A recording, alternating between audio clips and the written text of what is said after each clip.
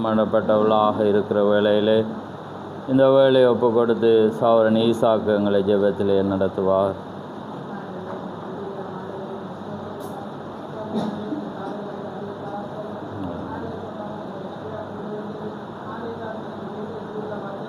ஆமென்.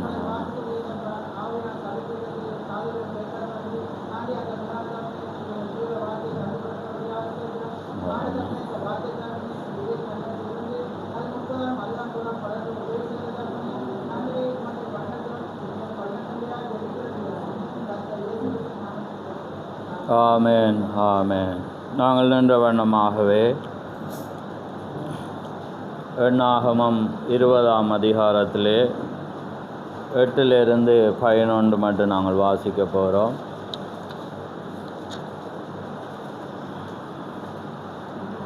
எண்ணாகமம் 8லிருந்து 20ஆம் அதிகாரம் 8ஆம் வசனத்திலிருந்து நாங்கள் வாசிக்க போகிறோம். நான் வாசிக்கிறேன். நீ கோலை எடுத்துக்கொண்டு நீயும் உன் சௌரனாகிய ஆரோனும் சபையாரை கூட்டி வரச் செய்து அவர்கள் கண்களுக்கு முன்னே கண்மலையை பார்த்து பேசுங்கள். அப்பொழுது அது தன்னிடத்தில் உள்ள தண்ணீரை கொண்டு வரும்.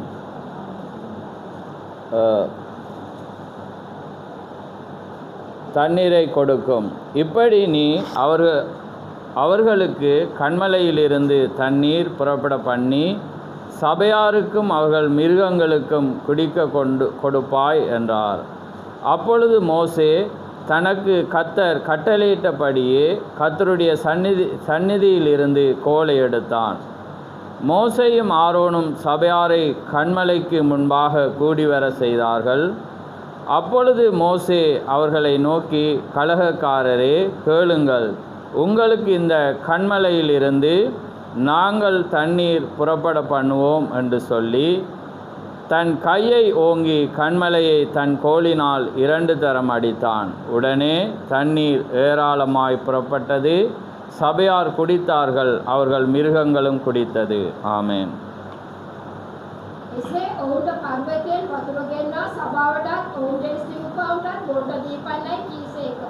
මෝසේ ස්වාමීන් වහන්සේ ඔවුන්ට අනකල ලෙස උන්වහන්සේ ඉදිරියට සැරදිය ගත්තේය. මෝසේ සහ ආරෝන් පර්වතයේ සභාව පර්වතයේ ඉදිරියට රැස් කළෝය. ඔහු කැරණිකාරයන් අසාපල්ලා අප විසින් මේ පර්වතයේ නුඹලාට වතුර ගේනවා දෙන්නටයි ඔහුට කියා තමන්ගේ අත ඔසවා සැර යටියෙන් දෙවරක් පර්වතයට ගැසුවා. එවිට වතුර බොහෝසේ ගලා ආයේය. තවද ඔවුන්ගේ සිව්පවුද එයින් බිවෝය. ආමේන්. ஆமென். அடுத்ததாக அடுத்த பக்கத்தில் எண்ணாகமம் 21 9ஆம் வசனத்தை நாங்கள் வாசிக்க போகிறோம். எண்ணாகமம் 21 9. அப்படியே மோசே ஒரு வெண்கல சர்ப்பத்தை உண்டாக்கி அதை ஒரு கம்பத்தின் மேல் தூக்கி வைத்தான். சர்ப்பம் ஒருவனை கடிக்கும்போது அவன் அந்த வெண்கல சர்ப்பத்தை நோக்கி பார்த்து பிழைப்பான். ஆமென். මෝසෙස් පිටර සර්පයෙකු සාදා ඒක කුඹයක් පිට කැවිය. තවද යමෙක් සර්පයෙකු විසින් තත්ත්ව කරනු ගත්තේ නම් ඔහු පිටර සර්පයා දෙස බැලූ කල්හි ජීවත් වුණේය. ආමේන්. ஆமென். ஆமென். யாவரும் அமர்ந்திருங்கள்.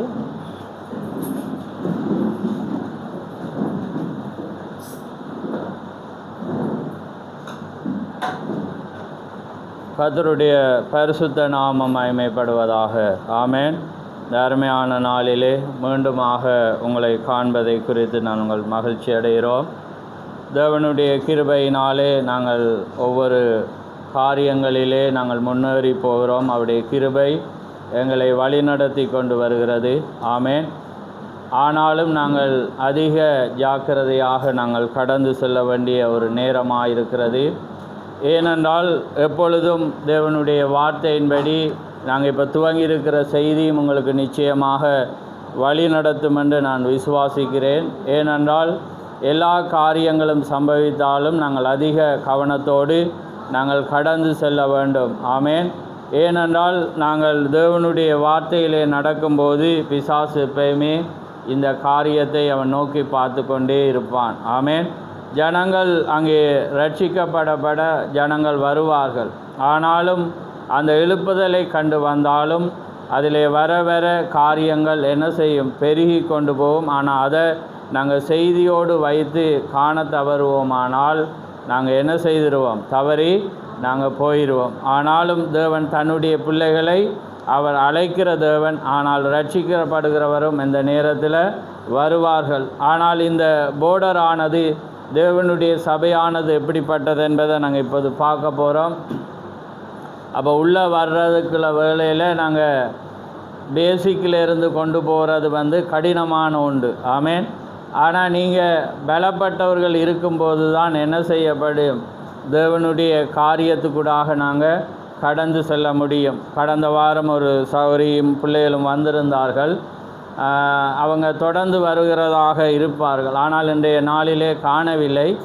ஆனாலும் நான் இந்த காரியங்களை குறித்து உங்களுக்கு பேசி கடந்து போக விரும்புகிறேன். ஏனென்றால் அங்கே உள்ளே வருகிறவர்கள் நீங்கள் இந்த சபையினுடைய காரியங்களை குறித்து நீங்கள் என்ன செய்யணும், சொல்லாவிட்டால் அது எங்களுக்கு கஷ்டமான ஒரு காரியமாக இருக்குது. ஏன்னா 20க்கு மேற்பட்ட கோல் அடித்த பிற்பாடு என்னோட பேசாமல் யாரும் எடுக்கல. 2 பேருக்கு அடிச்சிட்டே இருந்தாங்க. ஏனென்றால் அங்கே வருகிறவர்கள் எப்படிப்பட்ட தன்மைகளோடு மாற்றம் பெறாவிட்டால் அது கஷ்டம் எங்களுக்கு. ஆமேன். என்ன ஒரு மரக்கட்டையை தேவன் தந்துட்டு இதை ஒரு சிற்பமாக்குன்ற மாதிரி தான் சபை. ஆமேன். தேவன் ஒரு ஊழியக்காரனிடம் கொடுக்குற காரியம். ஆனால் அதுக்கு தேவனுடைய காரியம் இரக்கமும் அவருடைய வழிநடத்தலும் சரியாக இல்லாவிட்டால் அது கடினமாகி நிறைய யுத்தங்களில் நாங்கள் தோல்விகளை நாங்கள் பெறுவோம்.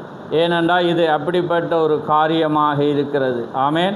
அதனால் நான் என்னத்தை இப்போ நான் உங்களுக்கு ஆரம்பத்திலே சொல்கிறேன்டா, நீங்கள் கொண்டு வரும்போது இதற்கான காரியங்களை பேசி, அப்போ நான் அவர்களிடம் சொன்ன காரியம், எந்த மனிதன் எப்படிப்பட்டவனாக இருந்தாலும் மாற்றக்கூடியவர் தேவன், தேவனுடைய வார்த்தை. ஆனால் நீங்கள் ஒழுங்காக சொல்லி கொண்டு வர வேண்டியது உங்களுடைய கடமையாக இருக்கிறது. ஆமேன். ஏனென்றால் இந்த இடத்துல இருக்கும்போது எப்படிப்பட்ட தன்மையோடு இருக்க வேண்டும். ஏன்றால் இது ஒரு நியாயத்தின் ஆசனமாக இருக்கிறது, இது ஒரு கோட்ஸாக இருக்கிறது, தேவனுடைய பரலோக ராஜ்யத்தின் பிரசன்னமாக இருக்கிறபடினால நாங்கள் தேவனை கணம் பண்ணும்போது நாங்கள் எப்படியாக கணம் பண்ண வேண்டும் என்பதை நாங்கள் கண்டுகொள்ள வேண்டும். ஆமேன். அதை மற்றவர்களுக்கு நாங்கள் உரைக்க வேண்டும். அப்போ தான் அது இல்லாட்டா என்னுடைய சிந்தை என்ன செய்யும், மாறிட்டே இருக்கு. ஏன்னா நீங்கள் எப்பயுமே நான் அடிக்கடி சொல்கிற காரியம், நீங்கள் கிரிக்கெட்லவோ அல்லது எந்த விளையாட்டு போட்டிகளை பார்த்தாலும், கிரிக்கெட் விளையாடக்குள்ள உங்களுக்கு தெரியும், பேட்ஸ்மேன் இங்கே இருந்தால் நேராக ஒரு என்ன செய்வாங்க, ஒரு திரையை வைத்திருப்பாங்க. திரை மாறினா அந்த அவனுக்கு அதை இழுக்க சொல்லுவான். ஏனென்றா அங்கேருந்து எந்த வெளிச்சமோ அந்த டிஸ்டர்ப் வந்தால் இந்த ஆடுகளத்தில் இருக்கிறவனுக்கு கஷ்டமாக இருக்குது. அதனால் அவங்க என்ன செய்வாங்கன்னா ஒரு பெரிய திரை ஒரு இதில் ஒரு பெரிய திரை இருக்கும், மேட்ச் பார்க்குறவங்களுக்கு தெரியும் பாருங்கள். ஏனென்றால் அவனுடைய அந்த அவனுடைய என்ன சொல்கிறது எண்ணமா, அவனுடைய சரியான அந்த காரியம் அவனுக்கு கொடுக்கப்படாட்டி அவனால் பேச இயலாது. அதே போல தான் தேவனுடைய பிரசன்னம். அப்போ நீங்கள் இந்த யுத்த களத்தில் நான் வர முன்பு நீங்கள் எப்படி ஆர்ப்பரித்து எப்படி துதித்து தேவனுடைய பிரசன்னத்துக்குள்ளே இருக்கிறீங்களோ அப்படி தான் என்னால் ஆட முடியும். ஆமேன்.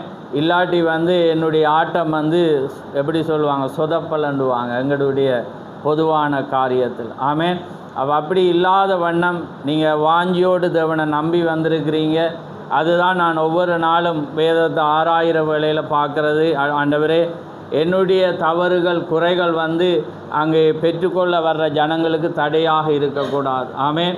அதனால் வர்ற ஜனங்கள் நிரம்பி கர்த்தரங்களோடு பேசினார். என்னுடைய வார்த்தைக்கு என்னுடைய கேள்விக்கு தேவனுடைய வார்த்தை பதிலாக இருந்ததென்று போகணும் என்று நான் ஒவ்வொரு நிமிஷமும் போராடுறார். ஆமேன். ஏனென்றால் இது தேவனுடைய காரியமாக இருக்கிறது, நாங்கள் விளையாடவே இயலாது. அப்போ அதனால் நாங்கள் அதிக ஆக்கினை தீர்ப்பம் அடைவோம் என்று அறிந்து நாங்கள் கவனமாக ஓட வேண்டும். அதிக ஆக்கினை தீர்ப்பு. அப்போ அந்த ஆக்கினை தீர்ப்பில் இல்லாதபடி நாங்கள் எப்பயுமே, ஏண்டா ஆசாரியனுடைய உதடுகளில் ஜனங்கள் எதை எதிர்பார்ப்பாங்களா? வேதத்தை அவனோட வாயில் என்ன செய்வாங்களாம், தேடுவாங்க. வேத வசனம் வருதா இல்லாட்டி வேறு காரியம் வருதா. அப்போ அவங்க அந்த வண்ணமாக இருக்க வேண்டும் என்று நான் எப்பயுமே விரும்புகிறேன் நான். ஆமேன்.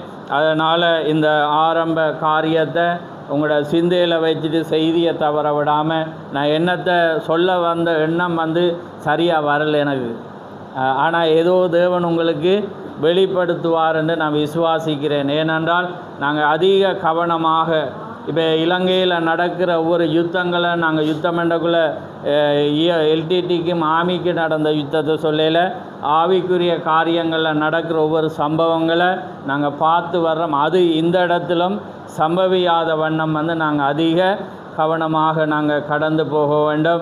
எப்பயுமே நாங்கள் தேவனுடைய வார்த்தையை அரணாக வைத்து அவரை முன்பாக வைத்து நாங்கள் நடக்கும்போது நிச்சயமாக தேவன் வழியும் சத்தியமும் ஜீவனுமாயிருந்து அவர் நடத்துவார். ஆமேன். அப்போ அதனால் இன்றைக்கி நாங்கள் பொருளுக்கு நாங்கள் வரப்போகிறோம். நாங்கள் 2 வாரம் அங்கே பார்த்தோம்.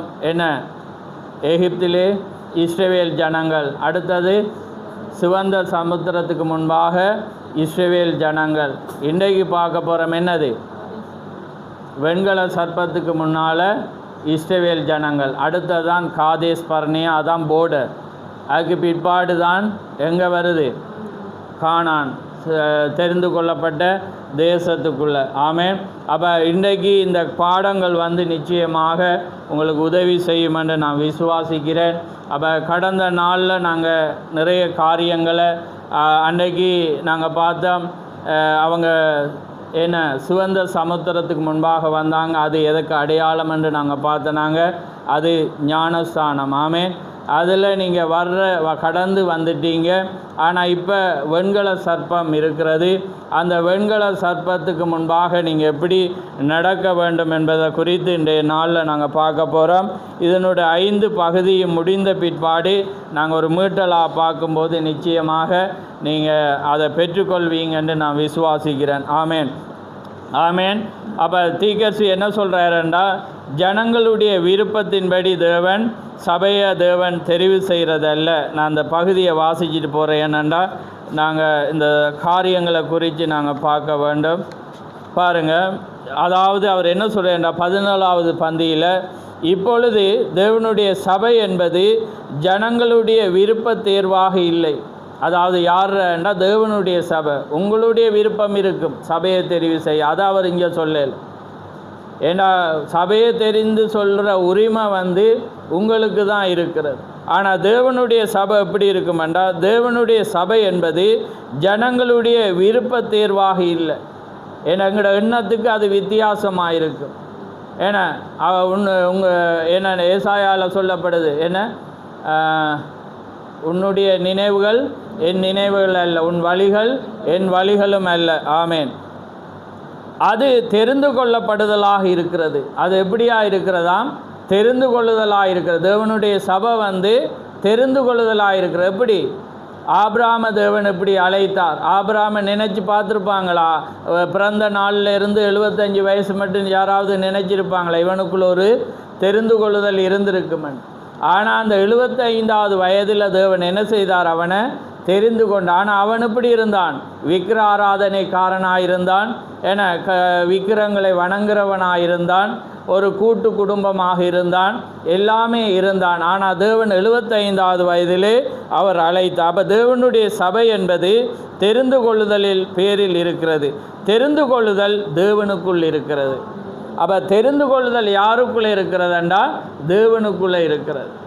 அப்போ இப்போ நீங்களும் நாங்களும் ஒரு சபையை தெரிஞ்சு கொண்டு வந்திருப்போம். இது நல்லது, இங்கே நல்ல செய்தி இருக்குது அப்படி என்று நீங்களும் வந்திருப்பீங்க, நானும் வந்திருப்பீங்க. ஆனால் தேவனுடைய தெரிந்து கொள்ளுதல் என்பது அது எங்களுடைய நினைவுகளுக்கு அப்பாற்பட்டது. ஏண்டா ரோமர் 8 சொல்லப்பட்ட எவன் தேவனுடைய ஆவியினால் நடத்தப்படுகிறானோ அவனே தேவனுடைய ஜனமாயிருக்கிறான், பிள்ளையாயிருக்கிறான், அவனே தேவனுடைய புத்திரனாயிருக்கிறான். அப்போ தேவனுடைய ஆவியினால் நாங்கள் நடத்தப்பட வேண்டும். அதுதான் தேவனுடைய சபையாக இருக்கிறது. கீழே தெரிந்து கொள்ளுதலை சொல்கிறார். நாங்கள் அது இல்லை என்ற இன்றைக்கு அந்த பாயிண்ட்டுக்கு வர முன்பு அடுத்தது அவர் சொல்கிறார் 25வது பந்தியில் ஆவியினால் பிறப்பதை குறித்து சொல்கிறார். ஒரு மனிதன் தேவனுடைய ஆவியால் பிறந்திருந்தால் அவன் தானாகவே அந்த ஜீவியத்தை ஜீவிக்கிறான். அப்போ அவன் ஆவியினால் பிறந்திருந்தால் அந்த ஜீவியத்தை அவன் என்ன செய்கிறான்னா தானாக தான் செய்கிறான். அப்போ நீங்கள் ஜெயங்கொள்ளுதல், நான் அன்றைக்கு எப்பயுமே நான் செய்தியை பார்க்கல, எப்பயோ பார்த்த மாதிரி பிரசங்கித்த மாதிரி தான் இருக்குது. அப்போ நான் அந்த என்ன ஜெயங்கொள்ளுதல் என்ன ஜெயங்கொள்ளுதல், நான் போடுற செய்தி என்ன ஜெயங்கொள்ளுதல் முன்னுக்கு என்னோண்டு வருது. எப்படி ஜெயங்கொள்ளுதல் ரைட். அப்போ அந்த ஜெயங்கொள்ளுதலை பார்க்கல இங்கேயோ கிட்டடியில் பார்த்த மாதிரி. அப்போ டக்குன்னு முன்னுக்கு போய் பார்த்தேன்னா உங்களுக்கு ஞாபகம் இருக்கோ தெரியல, பார்த்தா ஒரு 6 மாதத்துக்கு முன்பு அதே செய்தியை போட்டிருக்கு. இப்போ தான் உங்களுக்கு ஞாபகம் வருது போல். ஆமாம். அப்போ பாருங்கள், அதான் நீங்கள் முன்னுக்கு போய் பார்த்தீங்கன்னா தெரியும். அப்போ அந்த செய்தியை நீங்கள் ஏதோ தேவண்ட காரியத்துக்கூடாக அது திரும்ப வந்துச்சு. ஏன்னா நான் புதுசாக உங்களுக்கு ஒரு காரியங்களை புதுசாண்டக்குள்ள புது செய்தியில் அவர் இடத்துல போட ஏதோ ஒரு வழியில் நீங்கள் செய்தியை அறியணும். ஆமேன். அப்போ தான் நீங்கள் என்ன செய்வீங்க, தேவண்ட வார்த்தையை படிச்சிருக்கும்போது இங்கே வர்ற வேளையில் ஆமேன் என்று சொல்லுவீங்க. ஆமேன். இந்த ஆமேனை குறித்து இப்போ பார்க்க போகிறோம். ரைட். அப்போ பாருங்கள், அதில் அவர் என்ன சொல்கிறேன்டா, நீங்கள் ஜெயங்கொண்டு வந்திருந்தால் நீங்கள் அந்த ஜெயங்கொள்ள வேண்டிய அந்த விஷயத்தை கஷ்டப்பட மாட்டீங்க. நீங்கள் சிம்பிளாக வருவீங்க. ஒருவன் உங்களுக்கு எதிர்த்தா கூட நீங்கள் அந்த நோமலாக இந்த செய்தியால் பொறுமையாக இருக்க வேண்டியிருக்கு ஏன்னா, இல்லாட்டி ஒரு ஸ்தானத்தால் பொறுமையாக இருக்க வேண்டியிருக்கு ஏன்னா, அல்லது அப்போ நீங்கள் என்ன செய்வீங்கன்னா அது ஒன்றுமே செய்யாத. ஏன்னா அப்போ தான் நீங்கள் அதுக்குள்ளே இருக்கிறீங்க என்பது அர்த்தம். ஜெயங்கொள்ள வேண்டிய ஒரு மனிதன், ஜெயங்கொள்ளப்பட்டவனுக்கு கஷ்டப்பட மாட்டானா. அதை செய்கிறதுக்கு, இதை ஜெயிக்கிறதுக்கு, பொறுமையாக இருக்கிறதுக்கு, அல்லது ஒரு தேவண்ட காரியத்தை செய்ய அவனுக்கு பயமில்லை, அவனுக்கு கஷ்டப்பட இல்லை, அவன் தானாக டக்கண்டு போவான். அதே போல் தான் இந்த ஒரு வசனம் பாருங்கள். ஒரு மனிதன் தேவனுடைய ஆவியினால் பிறந்திருந்தால் அவன் தானாகவே அந்த ஜீவியத்தை ஜீவிக்கிறான். அப்போ அதனால் பாருங்கள், அன்றொரு நாள் இரவு நான் கூறினது போன்று குடித்தல், புகைப்பிடித்தல், சூதாடுதல், மது அருந்துதல், சபித்தல், பொய்யானை இடுதல் போன்றவை பாவம் அல்ல, ஆனால் அவைகள் பாவத்தின் தன்மைகளாகும். நீங்கள் ஒரு பாவியாக இருப்பதே அப்படிப்பட்ட காரியங்கள் புறப்பட்டு வருவதற்கான காரணம். அதே சமயம் நீங்கள் ஒரு விசுவாசியாக இருந்தால் அந்த காரியங்கள் புறப்பட்டு வர முடியாது. ஏனென்றால் கசப்பும் தித்திப்பும் தண்ணீரானது ஒரே ஊற்றிலிருந்து வராது. அப்போ அது பாவம் அல்ல, பாவத்தின் தன்மை. ஆனால் அது என்ன செய்யுமென்றால் அது இருந்தால், தேவனால் பிறந்திருந்தால் அது வராது. புரியுதா? அதனால் கவனமாக இருங்க. அப்போ அது இல்லைன்றேன்னு சொல்லக்கூடாது. அப்போ அது என்ன செய்யாது, நீங்கள் பிறந்திருந்தால் வராது. ஏண்டா ஒரே ஊற்றிலிருந்து ரெண்டும் வராது. வந்தால் நீங்கள் டக்கண்டு உங்களை மாட்டி, ஏண்டா இங்கேயோ ஒரு பிளக் இருக்குது, அதால் தான் அதில் கசப்பு வரும், டக்கண்டு அதை தட்டி விடுவீங்க. அதுக்காக தேவனால் பிறந்தவன் தவற மாட்டான் என்று சொல்லல, அவன் டக்கண்டு சுவாரித்து கொண்டு என்ன செய்வான்ன்றா எழும்பிடுவான், இது தவறுன்ற. அதை தான் நான் சொல்ல வாரேன். ரைட். அதை செய்ய முடியாது. ஒரு கோதுமை மணியானது கலையை பிறப்பிக்க முடியாது, ஏனென்றால் அவருடைய சுபாவம் கோதுமை தான். ஆமேன். அப்போ பாருங்கள், அப்போ அந்த வண்ணமாக நாங்கள் என்ன செய்யும், தேவண்ட ஆவியினால் நடத்தப்படும் போது நாங்கள் இதெல்லாம் வராது.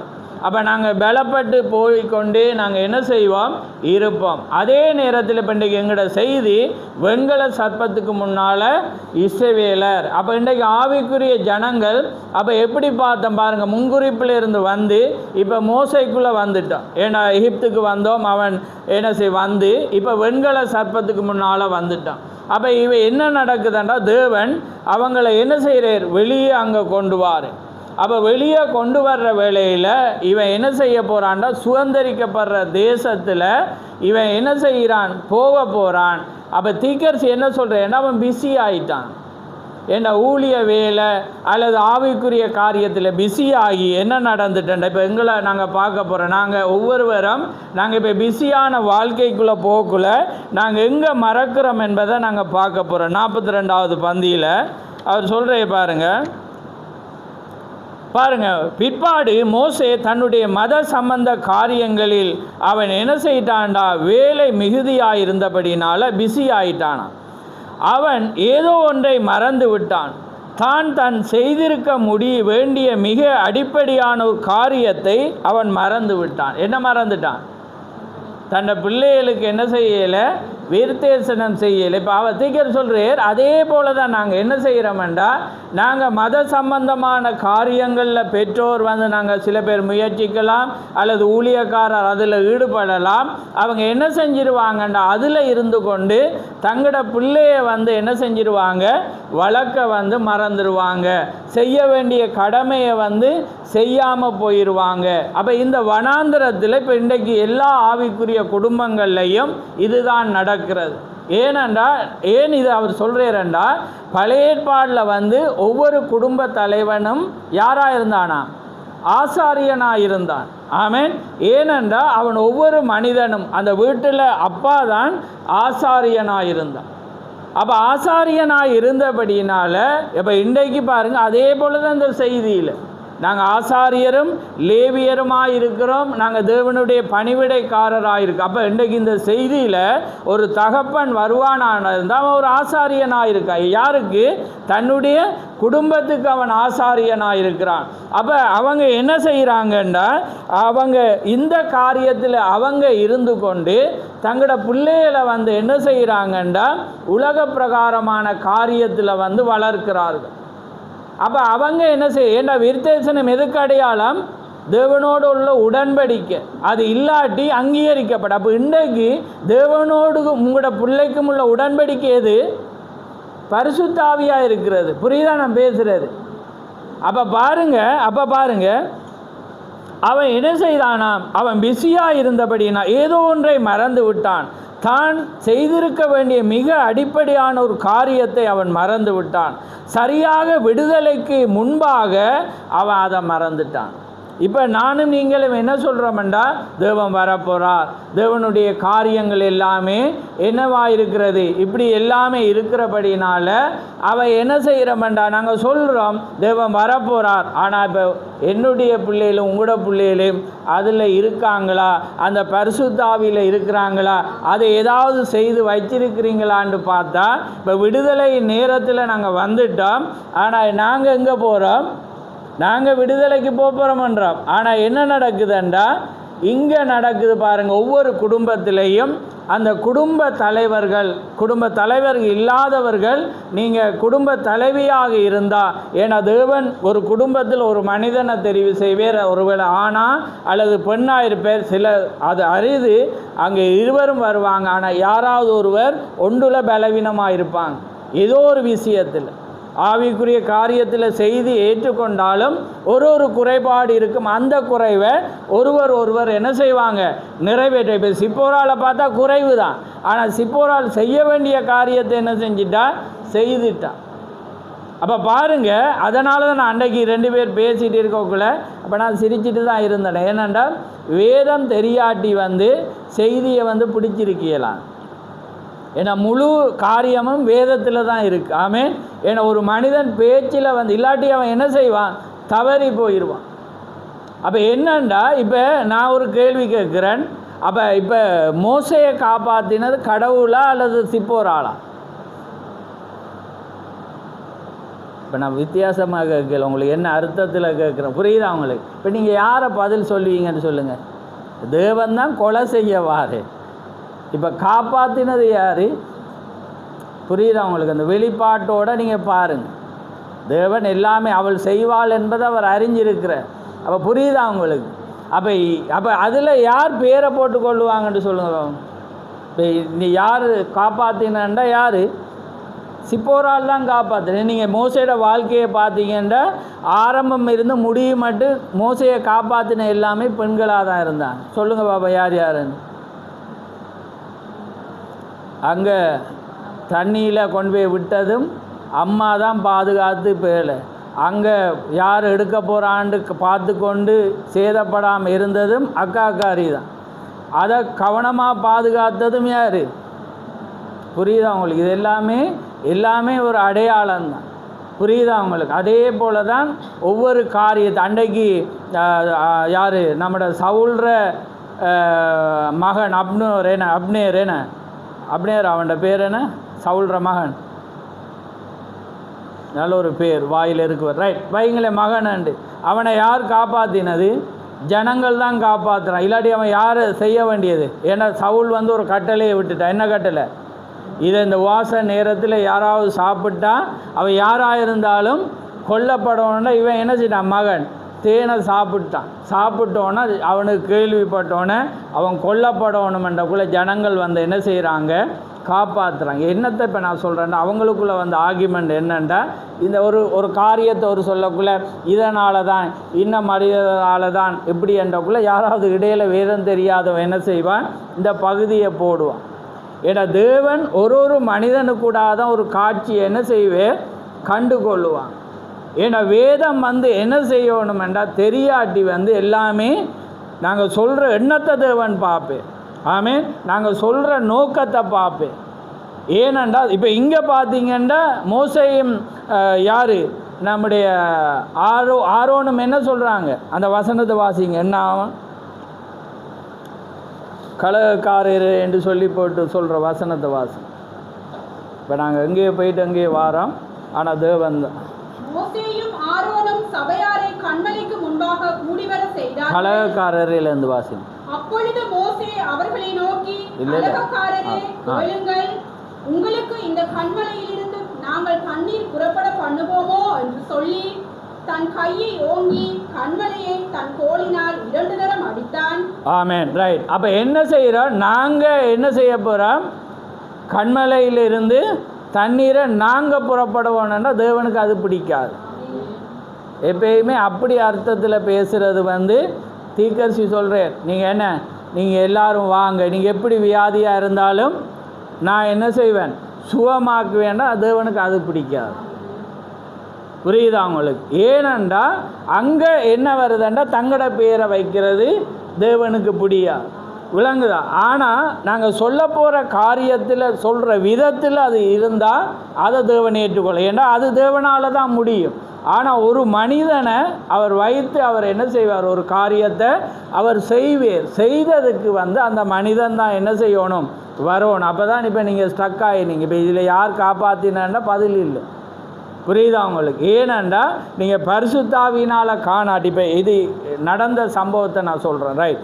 அப்போ ஏனென்றா நான் அதுக்கு பதில் சொல்லேன் வேறு 2 பேருக்கு இடையில். ஏன்னா அவங்க பேசிகிட்டு இருக்கிறாங்க, நான் பார்த்து. ஏனென்றா இதை வேதம் தெரியாட்டி என்ன செய்யலாது?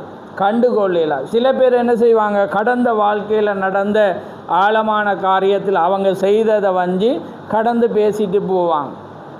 ஆனால் இப்போ அந்த ஆவிக்குரிய காரியத்தில் அவங்க கடந்து போகிறது ஒரு மனிதன் பேசினா அவங்க என்ன நினைப்பாங்கண்டா, இதை குறை சொல்கிறாங்கன்னு நினைப்பாங்க. ஆனால் வார்த்தை தெரிஞ்சவன் எங்கே பார்ப்பான்?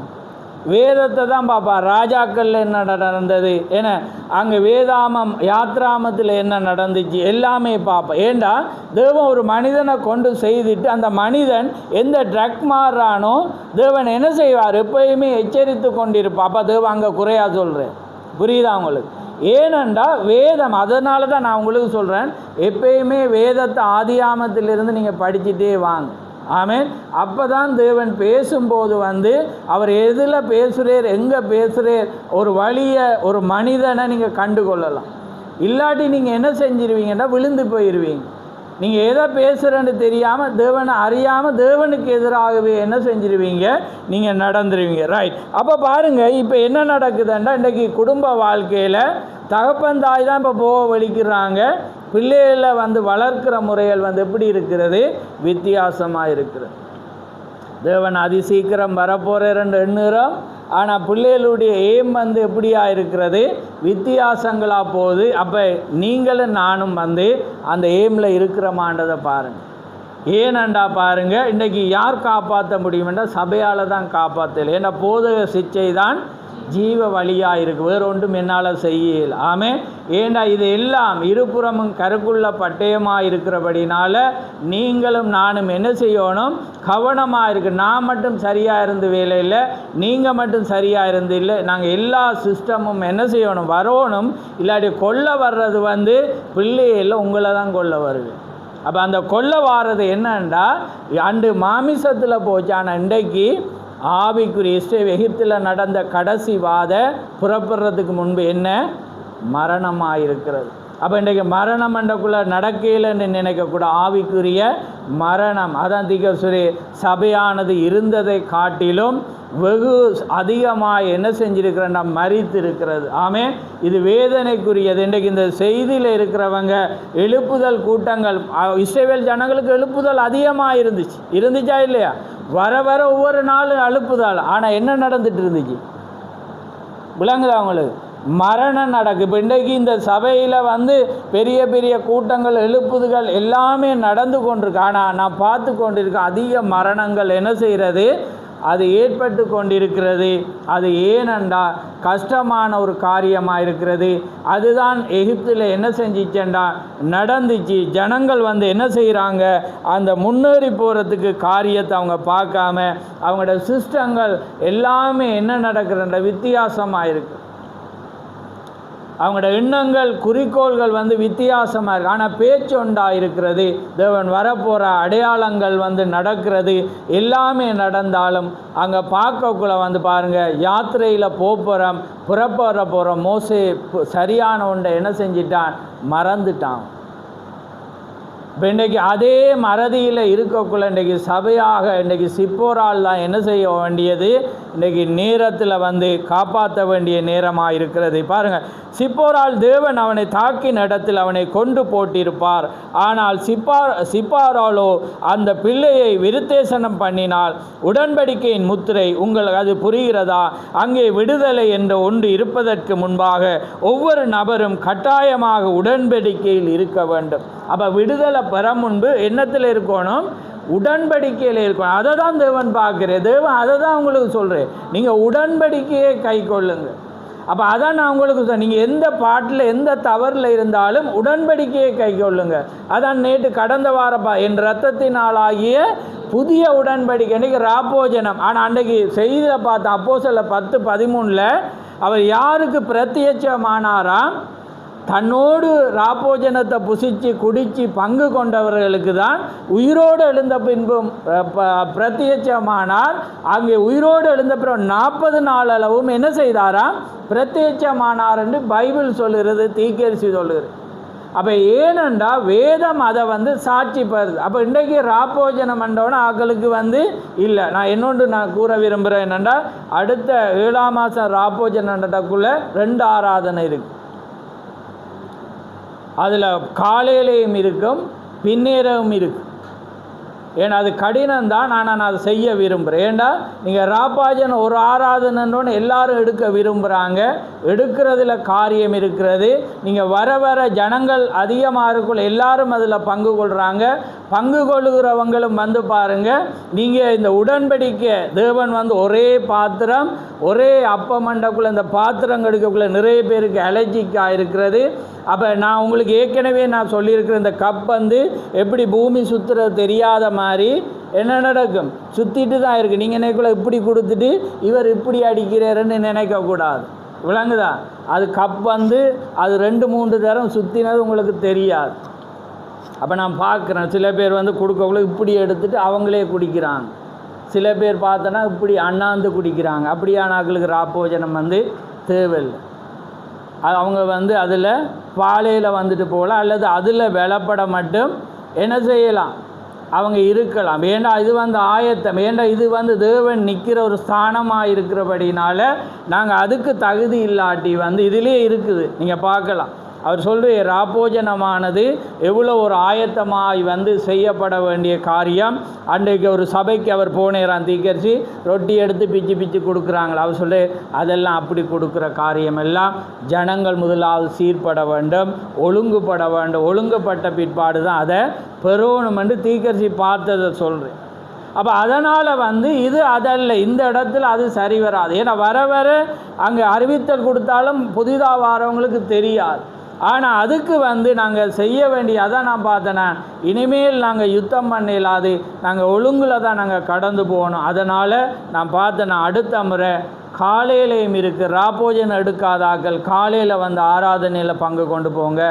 தகுதியானவர்கள் இதை எடுக்க, பரிசுத்தமானவர்கள் வந்து நீங்கள் எடுக்கலாம்.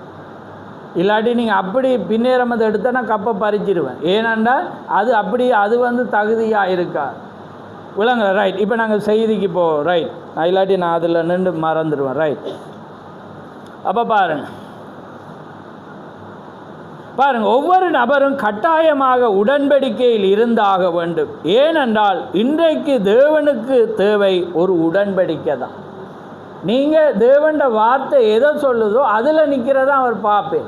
ஏன்னா அதுக்காக தான் அவர் மரிச்சு. நீங்களும் நானும் தவறுள்ளவங்க தான், அதுக்காக தான் அவர் ரத்தம் சிந்தினார். ஆனால் அவர் பார்க்குற காரியம் அந்த உடன்படிக்கை இருக்கா. ஏன்னா இஸ்ரவேலில் ஜனங்கள் வனாந்திரத்தில் ராப்போஜனம் பெற்று போக்குல அவன் பிள்ளையாம் பார்த்து இயலாமல் என்னத்தை பார்த்தானா? இஸ்ரவேலருடைய பின்பாகத்தை பார்த்தானா. பின்பாகம் என்றக்குள்ள பிரடியை பார்க்கையில் அவன் என்னத்தை பார்த்தானா? அவங்களோட தவறுகளை பார்த்தாங்க. ஆனால் அவன் ஒன்றை காண தவறிட்டான். என்னண்டா அவங்க கொம்யூனியனில் இருந்ததை தவறின். அவங்க உடன்படிக்கை ரத்தத்துக்குள்ள இருந்ததை அவன் காண தவறினான் என்பதை உங்களால் காண முடியும். அதுக்காக நீங்கள் கேட்கலாம், அப்போ ராப்போஜனம் எடுக்கிறவங்க போகலாமண்டா? அதுவும் இல்லை. நீங்கள் அதை சரியாக திருத்தி கொண்டு எடுக்காட்டி அது இல்லை. ஆனால் நீங்கள் அதை வாஞ்சியோட, நீங்கள் தவறு உள்ளவங்களாக இருந்தாலும் வாஞ்சியோட, ஆண்டவரே நான் அதை பெறுறதுக்கு நான் தகுதி இல்லை, ஆனாலும் என்ன மன்னியும் என்று எடுத்தால் அதை தேவன் காண்கிறவர். அது ஒரு நாள் மாதிரி. இதை ஒரு காரியமே இல்லைண்டா நீங்கள் நினைப்பீங்க நான் கொம்யூனியன் எடுத்துட்டேன், பிறரும் விரட்டி பார்க்குறேன், இது நடக்கும் அது, ஆனால் ஒன்று நடக்கலைண்டா. ஆனால் நீங்கள் அறியாமலே என்ன நடந்துட்டு இருக்குது? மரணம் வந்துட்டு இருக்கு. மரணம் என்றக்குள்ள இந்த வியாதியோட அல்ல, உங்களோட ஆவிக்குரிய நீங்கள் எழும்ப முடியாதபடி உங்களோட வாழ்க்கையில் என்ன நடக்குதுண்டா, அங்கே ஆவிக்குரிய அங்கே வாழ்க்கை இல்லாமல் உங்களோட வாழ்க்கை குறைஞ்சி கொண்டு என்ன நடக்குது? ஆவிக்குரிய மரணம் ஏற்படுறத மேலும் நண்பர்களே, இன்று நாம் எல்லாரும் மகத்தான எழுப்புதலை கொண்டிருக்கிறோம் அல்லது அவைகளை பெரும்படி முயற்சிக்கிறோம். அது இங்கே இப்போ நாங்கள் செஞ்சிட்டு இருக்கிறோம். ஆனால் உடன்படிக்கையின் தேவனுடைய முத்திரையான பரிசுத்த ஆவியை, அந்த புறக்கணிக்கப்பட்ட கல்லை நாம் மறந்து விடுகிறோம். நான் முன்னம சொன்ன மாதிரி என்ன நடக்குது? பிள்ளைகளுக்கு மறந்துட்டோம், நாங்கள் மறந்துட்டோம். என்ன நடக்கிறோம்? எழுப்புதலோண்ட கொண்டு வர வலிக்கிறோம், எல்லாமே செய்ய வலிக்கிறோம். அது நல்லது. ஆனால் இன்றைக்கு உடன்படிக்கை பரலோகத்துக்கு போகத்தக்கதான என்னது? பரிசுத்த ஆவியாக இருக்கிறத நாங்கள் என்ன செய்கிறோம்? மறக்கிறோம். ஆனால் உடன்படிக்கை தேவனுடைய முத்திரையான பரிசுத்த ஆவி, அந்த புறக்கணிக்கப்பட்ட கல்லை நாம் மறந்து போகிறோம். ஒவ்வொரு பகுதியையும் ஒன்றாக ஒட்ட வைக்கக்கூடிய கலவையாக கரையை நாம் மறந்து போகிறோம். அது இல்லாமல் நாம் எவ்வாறு இதை செய்ய போகிறோம்? தேவன் தான் என்னுடைய பிரமாணங்களை அவருடைய இருதய பலகையில் எழுதுவது சம்பவிக்க வேண்டியதாயிருக்கிறது. கற்பனையின் மேல் கற்பனை, பிரமாணத்தின் மேல் பிரமாணம் என்று யோவேல் அதிகாரத்தை அவர் தீர்க்க சொல்கிறேன். அப்போ ஏனென்றா இந்த பரிசுத்த ஆவி தான் இன்றைக்கு முத்திரையாக இருக்கிறது. அன்றைக்கு உடன்படிக்கை விருத்து என் ஆபிரகாமுக்கு முன் தெரிந்து கொள்ளும் போதிலே அவர் என்ன செஞ்சுட்டு அதை கொடுத்துட்டார், அதை மோசே கை கொள்ளும். அப்போ அதே போல தான் இயேசு கிறிஸ்து போக முன்பே பழைய ஏற்பாடில் அப்போஸ்தலருக்கு இந்த உடன்படிக்கையை கொடுத்தேர். அங்கே பவுல் வந்து அந்த உடன்படிக்கையை செய்தான். காலங்காலமாக நடந்து தீர்க்கதரிசி வந்து அந்த உடன்படிக்கையை செய்து, இப்போ மணவாட்டியும் என்ன செய்கிறது? நாங்கள் அந்த உடன்படிக்கையில் இருக்கிறோம். நாங்கள் தவறாக எடுக்கிறோம், தவறாமல் எடுக்கிறோம். ஏனென்றா அது எங்களோட உடன்படிக்கை இரத்தத்தினாலாகிய புதிய நான் வருமளவும் என்னை நினைவு கூறுங்கள். அப்போ பாருங்கள், தேவன் யாருக்கு பிரத்யட்சமாகிறாரண்டா, அவர் வேதம் அப்போஸ்தலர் சொல்ல மாட்ட மாதிரி எந்த வண்ணமாக அவங்க எடுத்தாங்களோ அவங்களுக்கு தேவன் என்ன செய்கிறார்? தன்னை காண்பித்து கொண்டிருந்தார். அப்போ பாருங்கள், இதுதான் என்ன செய்கிறது? இப்பொழுது நடந்து கொண்டிருக்கிறத நாங்கள் பார்க்குறோம். அப்போ அதனால் என்ன நடக்குது பாருங்கள், 52வது பந்தியில் என்ன நடக்குது என்றால், முன்னடையாளத்தை கவனிங்கள். ஆட்டுக்குட்டி அங்கே உருவப்படுத்தி, அப்போ என்ன நடக்குது? இந்த அடையாளத்தோடு அவங்க என்ன செய்கிறாங்க? புறப்படுறாங்க. அப்போ பாருங்கள், தேவன் எப்பயுமே பழைய ஏற்பாட்டில் செய்கிற ஒவ்வொன்றும் புதிய ஏற்பாட்டுக்கு அடையாளமாக இருக்கிறது. அப்போ அங்கே என்ன செய்கிறது? முதலாவது ஆட்டுக்குட்டி ஒரு வயதாக இருக்கணும். அதே நேரம் அந்த ஆட்டுக்குட்டி முதல் பிறந்ததாக இருக்கும். அதாவது ஒரு தாயின் வயிற்றிலிருந்து முதலாவது வந்திருக்கும். அப்போ அதே போல தான் தேவன் எப்படி வந்தார்? மரியாளுடைய யோசேப்புக்கு அநேக பிள்ளைகள் இருந்தாங்க, ஆனால் இயேசு கிறிஸ்து தான் முதல் பிள்ளை. அவர் யாரால் வந்தார்? பரிசுத்த ஆவியினால் அவர் வந்தார். பாருங்கள், அப்போ வேதத்தில் பாருங்கள், அது எல்லாமே யாருக்குள்ளே நிறைவேறினது? இயேசு கிறிஸ்துக்குள்ள. அப்போ அன்றைக்கு பாருங்கள், அந்த காரியத்தில் அவங்க கடந்து வந்தாங்க. முன்னடையாளம் அது என்ன நடக்கிறது வர்ற வேளையில் என்ன நடக்கிறது என்றால், இப்பொழுது நாம் பூமி ஆட்சிகளை பெற்றிருக்கிறோம், யுத்தங்களை பெற்றிருக்கிறோம், அங்கே எல்லாமே நாங்கள் பெற்றிருக்கிறோம் என்று இயேசு கூறினபடியே சமுத்திரம் கொந்தளிக்கிறது, மனிதனின் இருதயம் நின்று போகிறது. அப்போ தீர்க்கதரிசி என்ன சொல்கிறார்? மனிதன் இருதயம் நின்று போகிறது. எதை சொல்கிறார்? Heart attack. இப்போ இன்றைக்கு வருத்தம் பார்த்தீங்கன்னா ஏன்னா எல்லாரும் சாகுறான் பாருங்கள், ஹார்ட் அட்டாக் தான்.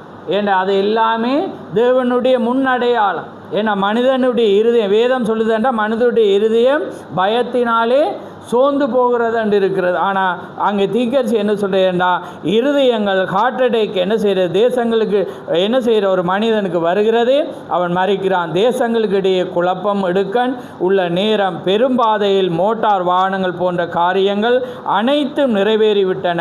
ஆனால் கடைசி வாதியான மரணமானது இருக்கிறது.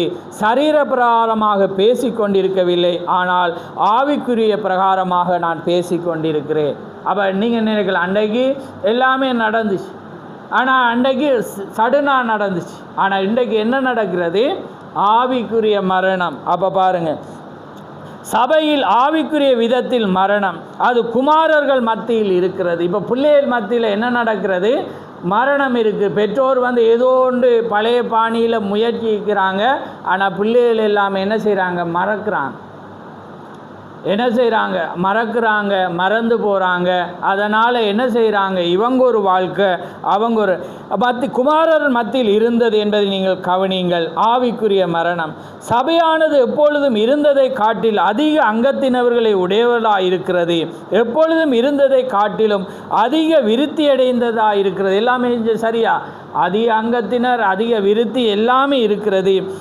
இருப்பினும் அது எப்பொழுதும் இருந்ததை விட ஆவியில் மிகவும் பலவீனமாக இருக்கிறது. இப்போ என்ன நடக்குது? ஆவியில் மிகவும் பலவீனமாக இருக்கிறது. ஏனென்றால் மரணம். எந்த மரணம்?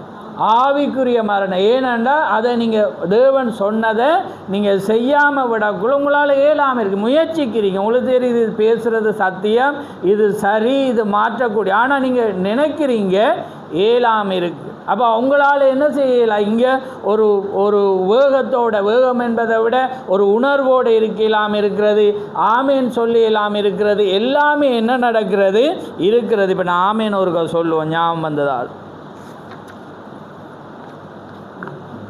132வது பந்தி இந்த புத்தகம் இருக்கும், எல்லார்ட்டையும் இருந்தால் வீட்டை போய் பாருங்கள். 132. அநேக ஜனங்கள் ஆமேன் என்று கூறுவதை கூட போதுமான அளவு நீராவியை உந்துதலை பெற்றிராதவர்களாக இருக்கிறார்களாம். அப்போ ஒரு ஆவி, நீராவி இருந்தால் தான் என்ன செய்யும்? அது ஆமேன் என்று சொல்ல வைக்கும். ஏன்னா அது என்ன செய்யும்? தேவண்ட வார்த்தை அப்படியேண்டா. அப்போ தீர்க்கதரிசியில் சொல்கிறேன், நான் ஒவ்வொரு வார்த்தைக்கு நான் ஆமேன்ன்றதால என்ன இவரே சொல்லிட்டு என்று நினைக்காதீங்க. இதிலேயே சொல்கிறேன், அது ஆமேன் என்றால் அது அப்படியே ஆக கடவுது. அப்போ பாருங்கள், ஏன் அதை சொல்கிறேன்னு அவர் என்ன சொல்கிறேன்? காரியங்களை செய்கிறேன். நீராவியை பெற்றிராதவர்களாக இருக்கிறார்கள், உங்களால் அதை இலவசமாக கொண்டிருக்க முடியும். ஓ அல்லேலூயா, இன்றிரவு நமக்கு தேவையாயிருப்பது அதுவே. அப்போ ஏனென்றால் அது ஏனென்றால் இயலாமல் இருக்கண்டா அதுதான். நீங்கள் சொல்லி கொண்டிருந்தால் தூக்க மயக்கம் வருமா? கண்மயக்கம் வருமா? ஏன்னா வார்த்தையே இருந்தால் பக்கத்தில் சொல்கிறவன் இருந்தால் உங்களுக்கு பக்கத்தில் உங்களுக்கு நித்திர மயக்கம் வருமா? இப்போ பார்க்குறவங்கள நிறைய பேர் மயக்கம்தான், ஒன்றுமே இல்லாது. இப்போ நான் இது வேதனையில் தான் நான் பேசிக்கொண்டு, ஏனென்றா எல்லாமே நல்லா இருக்குது, எல்லாமே பாராட்டக்கூடியார். ஆனால் மரணங்கள், ஆவிக்குரிய மரணங்கள் உங்களோட எண்ணங்கள் காரியமாக இருக்கக்குள்ள எங்கேயாவது ஒரு வனாந்திரத்தில் போய் இருக்கணுமென்று தான் நான் விரும்புகிறேன். ஏன்னா நிறைய நீங்கள் என்னோட பழகி கதைக்கக்குள்ள உங்களோட பேச்சுக்கள் வித்தியாசமாக இருக்கக்குள்ள நான் ஒன்றை போதிச்சுட்டு போகிறேன், உங்களோட எண்ணங்கள் வித்தியாசமாக இருக்கக்குள்ள கஷ்டமாக இருக்குது. நீங்கள் அதே பேசுவீங்கன்னா ஆசீர்வாதமாக இருக்கும். ஆமே, ஏன்னா அதுதான் உங்களோட எண்ணம். அப்போ எண்ணங்கள் வேறையாக இருக்கக்குள்ள அது என்னடா என்ற மாதிரி இருக்கும். ரைட், பாருங்கள், இன்றிரவு நமக்கு தேவையாயிருக்கு அதுவே. கவனிங்கள், நாகரிகம் நெருப்பில் இருந்து துவங்கிறது. கவனிங்க, அதுவே நாகரிகம் நெருப்பிலிருந்து பின்னாலாக சென்று நெருப்பை உபயோகப்படுத்தி பழங்குடியினரை பாருங்கள். என்னுடைய ஆடைகளை உருவாக்க நெருப்பு அவசியம். நெருப்பு தான் வெளிச்சத்தை உருவாக்குறது. நெருப்பு தான் என்னுடைய இரவு உணவை சமைக்கிறது. சகலமும் அக்கினியினால் வருகிறது. நீங்கள் நவீன நாகரிகத்தில் ஜீவிப்பீர்களானால் நீங்கள் நெருப்பின் மூலம்தான் ஜீவிக்கிறீர்கள். நீங்கள் தேவனுடைய தெய்வீக பிரசன்னத்தில் ஜீவிப்பீர்களானால் நீங்கள் பரிசுத்த ஆவியினாலும் அக்கினியினாலும் ஞானசானம் படுத்தப்படுகிறீர்கள் என்று வேதம் சொல்கிறது. ஏன்னா எல்லாமே நெருப்பு, அதுதான் பரிசுத்தாவியாக இருக்கிறது. ஆமேன். அப்போ அதனால தான் நீங்கள் என்ன செய்யணும், அந்த ஒரு ஃபயரோடு இருக்கும். அப்போ தான் உங்களுக்குள்ளே என்ன செய்யும், வார்த்தையை பேசினா உங்களுக்கு தானாக வந்து அந்த எழுப்புதல் வரும். நீங்கள் என்ன செய்வீங்க, எழும்பி பிரகாசிப்பீங்க. இப்போ உங்களுக்கு ஒரு கௌரவ பிரச்சனை, இப்போ என்ன செய்ய சொல்கிறதுக்கு கஷ்டமாக இருக்கிறது. ஏனண்டா இப்போ சொன்னதால் சொல்கிறேன்னு நினைப்பேன். அப்படி எல்லாமே பிசாசு என்ன செஞ்சிட்டான், அவங்கள மூளை செலவை செய்து காரியத்தில் வச்சிட்டான். அதனால் நிறைய பிரச்சனையோட வாரது. ஆனால் அவர் என்ன சொல்ற, அப்படியானவங்க தான் வாங்க, உங்களுக்கு நான் இளைப்பாறுதல் தருவேன் என்றிருக்கார். ஆமேன். அப்போ பாருங்கள், அந்த காரியத்தில் அவர் சொல்கிறார். அப்போ ஆமேன் இல்லாட்டி உங்களுக்குள்ளே வந்து ஒன்றுமே இல்லை. நான் நிறைய தரம் ஆமேனை குறித்து தீக்க சொல்கிறேன், வாசிச்சிட்டேன். ஆனால் நீங்கள் முயற்சிக்கிறீங்க, ஆனால் உங்களோட வாயிலிருந்து வரையலாமல் இருக்கிறது. ரைட். இப்போ நாங்கள் 52வது பந்தி பாருங்கள். அங்கத்தினர் உடையவராயிருக்கிறது எப்பொழுதும் இருந்ததை காட்டில் அதிக விருத்தி அடைந்ததாயிருக்கிறது. இருப்பினும் அது எப்பொழுதும் இருந்ததை விட ஆவியில் மிகவும் பலவீனமாயிருக்கு. அது உண்மை. அது எகிப்தில் இருந்தது போன்றே அது இருக்கிறது. இப்பொழுதும் கடைசி காரியத்தை கவனியுங்கள். ஆனால் அதுக்கு முன்பாக தேவன் தீகசி ஆமேன் என்றார். தேவன் ஆவிக்குரிய மரணத்தை ஊற்றுவதாக முன்பு தப்பிக்க உண்டாக்குறதுக்கு அவர் ஒரு வழியையும் உடையவராயிருக்கிறார். வாசிங் 1 கொரிந்தியர் 10:13 நினைக்கிற வாசிங். அவர் எப்பயுமே தப்பிக்க ஒரு வழி அவர் என்ன செய்கிறார், உடையவராய் இருக்கிறார். மனுஷனுக்கு நேரிடுகிற சோதனையே அல்லாமல் வேறே சோதனை உங்களுக்கு நேரிடவில்லை. தேவன் உண்மை உள்ளவராய் இருக்கிறார். உங்கள் திராணிக்கு மேலாக நீங்கள் சோதிக்கப்படுகிறதற்கு அவர் இடம் கொடாமல் சோதனையை தாங்கத்தக்கதாக சோதனையோடு கூட அதற்கு தப்பித்துக் கொள்ளும்படியான போக்கையும் உண்டாக்குவார். ஆமென். அப்ப பாருங்க, சோதனையோடு கூடிய தப்பிக்கத்தக்கதான போக்கையும் அவர் என்ன செய்கிறார், வைக்கிறார். அப்போ அன்று இஸ்ரவேல் ஜனங்களில் 10 வாதம் என்ன செய்கிற வருது, மரணம் அங்கே கடைசியாக வருது. ஆனால் தேவன் என்ன வச்சிருந்து, தப்பிக்கத்தக்கதான ஒரு வழியை வச்சாரா இல்லையா? அதுதான் அந்த இரத்தம். ஆமென். அதுதான் அந்த உடன்படிக்கை. அது இருந்தால் என்னதான் நடந்தாலும் அந்த வீட்டுக்குள்ளே இருக்கக்குள்ளே என்ன நடந்துச்சு, அவங்களுக்கு தப்பிக்கத்தக்கதான ஒரு வழியை வச்சு. அப்போ இன்றைக்கு வச்சிருக்கிறாரா இல்லையா? இன்றைக்கு வச்சிருக்கிறார். இன்றைக்கும் உலகத்தில் வியாதி, வருத்தங்கள், பிரச்சனைகள், கஷ்டங்கள், துன்பங்கள் எல்லாமே இருக்கு. ஆனால் தேவனும் ஒரு வழியை வச்சிருக்கிறார். உங்களை திராணிக்கு மேலாக அவர் என்ன செய்யலை, சோதிக்கையில் அவர் உங்களுக்கு தாங்கத்தக்கதாக தான் அவர் கொடுக்கிறார் என்று வேதம் சொல்லுது. அப்போ உங்களுக்கு மேலே அடிக்கு மேலே அடி விழுந்தா நீங்கள் என்ன நினைங்கண்டா, ஆண்டவரே எனக்கு தாங்க இருக்கு போல ஏன்னா அதனால் நீங்கள் தாரீங்கண்டு நீங்கள் ஆமேன் என்று சொல்லி நீங்கள் கடந்து போனால் தேவன் வந்து உங்களை ஆசீர்வதிக்கிறவராக இருக்கிறார். ஆமேன். நிறைய பேருக்கு இதை விட போராட்டம். நான் நிறைய இடத்துக்கு இப்போ போகிறதால நிறைய பேருக்குள்ளே எனக்கு கஷ்டமாக இருக்குது. அப்போ நான் இங்கேயே நிறைய பேருக்கு போராட்டங்கள் இருக்குது. பார்க்கக்குள்ள அவங்களுக்கு அதை விட இருக்குது, அதை விட அதிகமாக இருக்கக்குள்ள பார்க்கக்குள்ள எனக்கு கவலையாக இருக்குது. ஆனால் பாருங்கள், அப்படி பார்க்கக்குள்ள உங்களுக்கு குறைவேண்டு தான் நான் சொல்லுவேன். ஏன்னாண்டா தேவன் வந்து அப்படி கஷ்டமாக இருக்கும், பிள்ளையால், கணவனால். ஏன்னா அப்படி பார்க்க அது மிக கொடூரமான வேதனையில் அனுபவிக்கக்குள்ள அப்போ அது கஷ்டமாக இருக்குது. அப்போக்குள்ளே நான் பார்க்குறது உங்களுக்கு வந்து அது குறைவானது. ஆமென். ஆனால் தேவன் வந்து என்ன செய்கிறார், உங்களுக்கு ஒரு போக்கையும் வச்சிருக்கிறார். அப்போ இஸ்ரவேல் ஜனத்துக்கு அவர் என்ன செஞ்சிருக்கிறார், ஒரு வழியை வச்சிருந்து என்ன நடந்தாலும் என்னத்தை தூக்கி வச்சிருப்ப. என்னாம 21:9 யார் எதால் சாகுறானோ, சர்ப்பத்தால் சாகுறானோ அவன் எதை நோக்கி பார்க்கணுமா, வெண்கல சர்ப்பத்தை நோக்கி பார்த்தவன் சொல்லுங்க பிழைப்பானான். அப்போ நோக்கி பார்த்தவன் தான் என்ன செய்யலாம், பிள்ளைகளை கடி வாங்கினது பார்க்காட்டி என்னையா வாசித்து பார்த்தீங்க தானே, மரணம் செத்துருவான். ஆனால் நோக்கி பார்க்குறவன் பிழைப்பான். அப்போ அன்றைக்கு இஸ்ரவேல் ஜனங்களுக்கு என்ன நடந்துச்சு? மரணம் வரப்போகுது, அப்போ வாதே வரப்போகுது. ஆனால் வீட்டின் தலைவன் என்ன செய்யணும்? பிள்ளைகளை உள்ளே போட்டுட்டு என்ன நடக்கணும்? இரத்தத்தை மேலே பூசினோம். அது சிலுவைக்கு அடையாளமாக இருந்தது. அவர் ரத்தம் அங்கே ஒரு ஆடு பலியிட்டப்பட்டினது வரப்போகிற ஒரு ஆட்டுக்கு அடையாளமாக இருந்தது. இரத்தம் சிந்துதல் இல்லாமல் பாவ மன்னிப்பு இல்லை. அப்போ அன்றைக்கு அவங்க தவறு செய்யும் போது எல்லாம் ஒரு ஆடு பலியிடணும். இன்றைக்கு எங்களுக்கு தேவையில்லை. ஆனால் இன்றைக்கு தேவன் பலியிட, ஆனால் நாங்கள் அவர வார்த்தையை நிறைவேற்றி உள்ளே வந்துடுவோம். அப்போ எங்கட பாகம் பின்பாகம் மற்றவன் குறை சொல்கிற மாதிரி இருந்தாலும் நீங்கள் உள்ளே இருந்தால் தேவன் அங்கே பார்ப்பார். ஆமென். அதை நீங்கள் உணர்வுபூர்வம் அன்றைக்கி சபையில் இன்றைக்கி காலையில் சேர்ச்சி இல்லை, பின்னேரம் கொமினியன் ஏன்னா அதனால் போவோம்னு அப்படி போனால் அவர் பார்க்க மாட்டார். ஆமென். ஆனால் அது ஒரு பயபக்தி. நான் என்ன ஆராய்ஞ்சி தன்னை நிதானித்து நான் பெறணும், அதை பரிசுத்தமாக பெறணும், அதை தகுதியாக பெறணும் அப்படி என்ற ஒரு எண்ணத்தோடு வந்தால் அவர் அந்த இருதயத்தை பார்ப்பார். ஆமென். அதுக்கு தேவன் உங்களை மாற்றுவேன். நீங்கள் ஒரு கடமை நியாயப்பிரமாணம் காரியம் என்று செஞ்சால் தேவன் கணக்கு எடுக்க மாட்டேன், உங்களை அறியேன் என்று தேவன் அங்கே சொல்லுவார். அதனால தான் எந்த மனிதனுக்கும் அந்த அதிகாரம் இருக்குது, ஞானஸ்தானம் பெற்றவனுக்கு. ஆனால் தன்னை ஆராய்ச்சி எடுப்பது அவனுக்கு தகுதியாக இருக்கு. தேவன் உடன்படிக்கையில் நீங்கள் ஞானஸ்தானம் பெற்ற இந்த சபையில் எடுக்கலாம். வெளிப்பிரகாரமான தவறுகள் இருந்தால் நாங்கள் நிப்பாட்டோம். ஆனால் நீங்கள் மற்றபடி இருந்தால் உங்களுக்கு உரிமை இருக்கிறது. ஆமென்.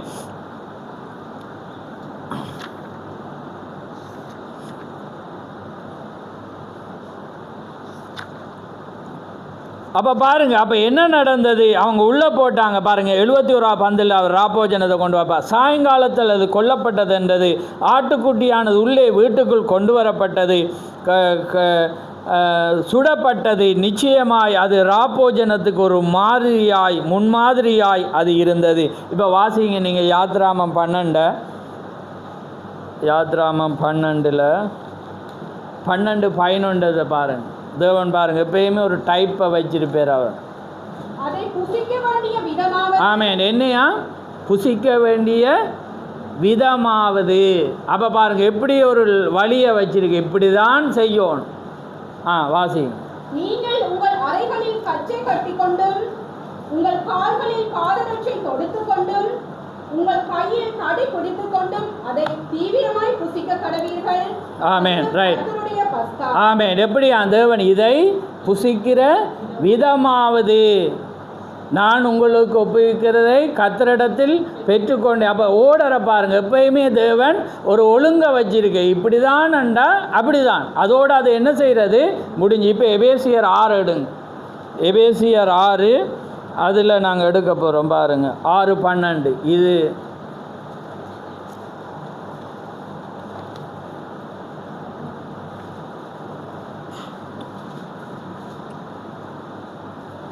ஏனெனில் மாம்சத்தோடும் இரத்தத்தோடும் அல்ல, துரைத்தனங்களோடும் அதிகாரங்களோடும் இப்பிரபஞ்சத்தின் அந்தகார லோகாதிபதிகளோடும் வானமண்டலத்தில் உள்ள பொல்லாத ஆவிகளின் சேனைகளோடும் நமக்கு போராட்டம் உண்டு.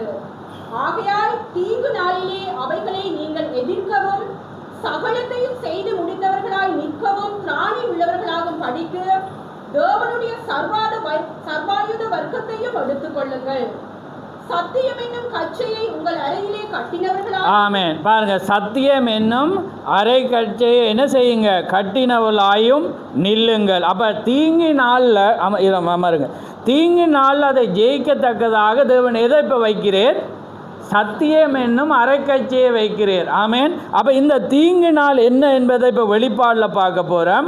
இப்போ அந்த மரண தூதன் யார் என்று பார்க்க. ஏனெனில் மாமிசத்தோடும் இரத்தத்தோடும் அல்ல, துரைத்தனங்களோடும் அதிகாரங்களோடும் இப்பிரபஞ்சத்தின் அந்தகார லோகாதிபதிகளோடும் வானமண்டலத்தில் உள்ள பொல்லாத ஆவியின் சேனைகளோடு நமக்கு போராட்டம் உண்டு. பாருங்கள், இன்று நமக்கு எங்கே போராட்டம் இருக்கிறது? பாருங்கள், மரண தூதன் என்பது யார்? அது ஆவிக்குரிய வல்லமையாயும் வானமண்டலத்தில் உள்ள மகத்தான ஸ்தலங்களில் பெரிய ஸ்தலங்களில் உள்ள பொல்லாத ஆவிகளின் சேனைகளுமாயிருக்கிறது. அப்போ அன்றைக்கு யார் மரணதூதன்? மரணதூதன் இருந்தவழில் என்ன இருந்துச்சு? இரத்தம் இருந்துச்சு. இன்றைக்கு மரணதூதன் யார்? வானமண்டலத்தில் உள்ள பொல்லாத சேனை எங்கே ஃபோனை காணல, ரைட், ஃபோனில் இருக்கிற இப்போ வானமண்டலத்தில் இப்போ எதை நிப்பாட்டி வச்சுருக்கிறாங்க, சட்டலைட் என்று தீக்கஸ் என்ன சொல்கிறேன், அந்த சட்டலைட்டில் உள்ள பொல்லாத ஆவிகள், சினிமா, ஏன்னா காரியங்களால் இப்போ என்ன இருக்கிறது, போராட்டம் இருக்கிறது. அப்போ அதுக்கு என்ன கட்சியை அறையாக கட்டட்டாமா, சத்தியம், சத்தியத்தை அறிவீர்கள், சத்தியம். அப்போ அறக்கட்சி என்றக்குள்ளே என்னென்னா திகசுர உடுப்பெல்லாம் போட்ட பிற்பாடு மேலால் அது வழுகாமல் இருக்கிறதுக்கு கட்டுற பெல்ட் என்று ஆங்கிலத்தில் வந்து பெல்ட்டாக இருக்குது. இப்போ ஜீன்ஸை போட்டால் வலியிருமெண்டு நாங்கள் என்னத்தை போடுறோம், பெல்ட்டை போடுறோம். இந்த ஷர்ட்டு வெளியே வராமலும் இந்த ஜீன்ஸ் வழுகாமலும் இருக்க இப்படி போடுற மாதிரி நீங்கள் உங்களோட வஸ்திரங்கள் வார்த்தை தெரியும், ஆனால் அந்த வார்த்தையை விட்டு விலகாமல் இருக்கணுமெண்டா இந்த சத்தியம் தெரியும். அப்போ அதுக்கு ஒரு பெல்ட் அடிச்சிட்டிங்கன்னா அந்த காரியத்திலிருந்து என்ன செய்யப்படுவீங்க, இந்த யூடியூப்பிலிருந்து ஃபேஸ்புக்கிலிருந்து எல்லா அழகுல இருந்து எல்லா பிரகாசங்கள்ல இருந்து நீங்கள் என்ன செய்வீங்க, உங்களை மறைச்சிடுவீங்க. யாருக்குள்ளண்டா, கிறிஸ்துக்குள்ளே மறைச்சிடுவீங்க. அப்போ அந்த வெளிச்சத்துக்குள்ளே வந்துடுவீங்க. அப்போ மோசையை போல் உங்களுக்கு பிரகாச முகமாக இருக்குது. ஆனால் இன்றைக்கு நிறைய பேர் முகம் வேறு வித்தியாசமான பிரகாசம் இருக்குது, வெள்ளியாக இருக்குது. தோல் மற்றதெல்லாம் கருப்பாக இருந்தாலும் இது பிரகாசம் மோசையை மாதிரி இருக்குது, ஆனால் அந்த பிரகாசம் வந்து வேறையாக இருக்குது. ஆமென். அப்போ என்ன நடக்குதுண்டா, இப்போ இந்த பிரகாசத்தை விட்டுட்டு நாங்கள் உலக பிரகாசத்தை என்ன செய்கிறோம், க்ரீமை வென்றோம், அதை வென்றோம், எல்லாமே என்ன செய்கிறோம், அதை செய்கிறோம். ஆனால் நீங்கள் இருந்த நிலையில் இருங்க, அது நல்லது. கர்த்தர் உங்களை உண்டாக்கின விதமாகவே இருக்குது. ஆனால் உங்களுக்கு அதால் பரு வருது, அது ட்ரீட்மெண்ட்டுக்காக வைத்தியர் கொடுக்குறாங்கண்டா நீங்கள் முதல் போராடி பாருங்கள். இல்லைண்டா அது பூசுகிற அது வேறு ட்ரீட்மெண்ட்டுக்கா. ஆனால் நீங்கள் உங்களை அழகுபடுத்திக்கணும், ஆண்களுங்களை பார்க்கணும். இப்போ ஆண்கள் என்ன உலகத்தில் ஒரு ஆணழகனாக இருக்கணுமெண்டு நீங்கள் அதை செய்வீங்களா இருந்தால் நீங்களுக்கும் செய்திக்கும் சம்பந்தம் இல்லை. நீங்கள் எல்லாமே இந்த கவர்ச்சி வானமண்டலத்தில் உள்ள பொல்லாத ஆவி சேனைகளோட உங்களுக்கு போராட்டம் இருக்கிறது. அதனால் நீங்கள் தப்புறத்துக்கு மெசேஜை படிங்கன்று. ஆமே.